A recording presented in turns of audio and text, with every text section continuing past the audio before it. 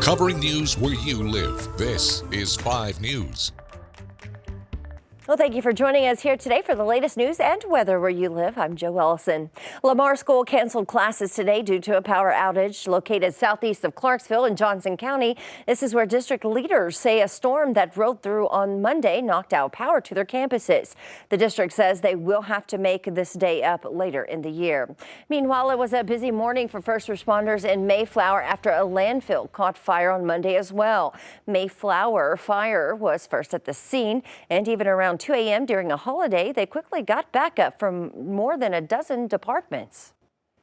Probably 30 dedicated guys come in from multiple departments that are all volunteer that come together for the one job. When you have a dedicated group, that's what helps, keeps you motivated. My favorite slogan to use, neighbors helping neighbors, is what it is. Because you're just some average Joe in your community, but you're helping your neighbors in need. Crews from the landfill were out with bulldozers, keeping an eye on it as the landfill continued to smolder through the day. As for the cause of the fire, investigators say they think it was just spontaneous combustion from all of the heat. All right, and speaking of this heat, let's send it over to meteorologist Zach Scott to see what we have in store for today. Hey, Zach.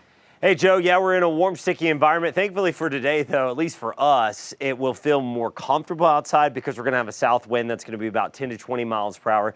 Could see gusts over 20 miles per hour in northwest Arkansas. A mix of sun and clouds this afternoon. 10% chance of a stray shower. We could use some rainfall. A spotty shower can't be ruled out, especially near and north of the river valley as we go mid, late morning, early afternoon. Outside of that, again, a lot of it's just staying hot, dry, and breezy outside. It'll feel closer to 100 degrees northwest Arkansas, 100 to 105 in the river valley. We get those advisories, heated alerts out when we start talking about feels like temperatures over 105. That's going to be possible for Latimer, Haskell, LaFleur counties, Oklahoma, Sebastian County in Arkansas. So again, still warm, still muggy, late summer day here. Again, future track radar not picking up on that low end spotty shower chance, but it's there. What it is picking up on is a cold front coming in. Joe, this front's going to come in around 7, 8 o'clock, sunset, northwest Arkansas. Then it'll shift to the southeast. Should be out of the area by 3 p.m., but from 7 p.m. to 3 a.m., that'll be the main window that we could see these scattered thunderstorms move through. If they can get going, there will be enough energy in the atmosphere that we could see a strong storm or two. Damaging wind gusts, the main threat, secondary threat for some pockets of hail. We'll have the entire weather team watching that this evening. All right, thanks for that, Zach. Well, September is Hispanic Heritage Month, and one local museum is showcasing the work of Hispanic artists in a new exhibit. The Fort Smith Museum of History opened an Hispanic art, culture, and history exhibition last weekend in the Boyd Gallery. The exhibit presents the works of 2 artists, one from Mexico, another from El Salvador. The artwork will be on display through December 31st. The museum is open from 10 to 4. Admission there will range from $4 to $8. And there is now a better way for doctors to screen women for breast cancer. And while the procedure isn't brand new, the way it's done is. And in the River Valley, it can be found at Baptist Health. It's called the Automated Breast Ultrasound System, or ABUS for short. Up until now, the ultrasound technologist or radiologist had to manually scan the breast. This new system is fully automated. Once the technologist positions the probe on the patient over the nipple, basically the machine goes to work. It goes to work in a very methodical approach so that it gets the entire breast, and that way there's nothing missing. So you don't have that human error aspect of things.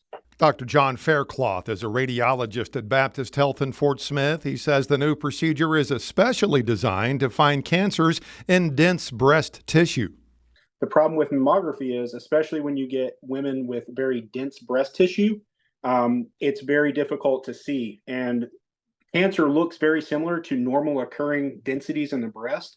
So cancer can easily be hiding in there. And basically, ultrasound is really good at determining if there's cancer that's hiding amongst normal breast tissue. So using the two together, we can really get a good idea what the breast looks like and see if there's something hiding there. Dr. Faircloth says he has no doubt this will help save more lives. One of the articles that I've recently read talked about catching, I think it's roughly 2 per 1,000 extra cancers. So, I mean, that's significant when you think about the number of women that are screened. He also says this type of procedure will soon become the new norm. Mammography is the gold standard from a screening purpose. I think it's never going away. But I think this is just going to help us again, catch more cancers if they're out there. Well, as far as mammograms are concerned, Dr. Faircloth says the standard recommendation is starting them at age 40. Well, thank you for joining us here today for the latest news and weather where you live. Catch up with us again tomorrow right here for more. Have a great day.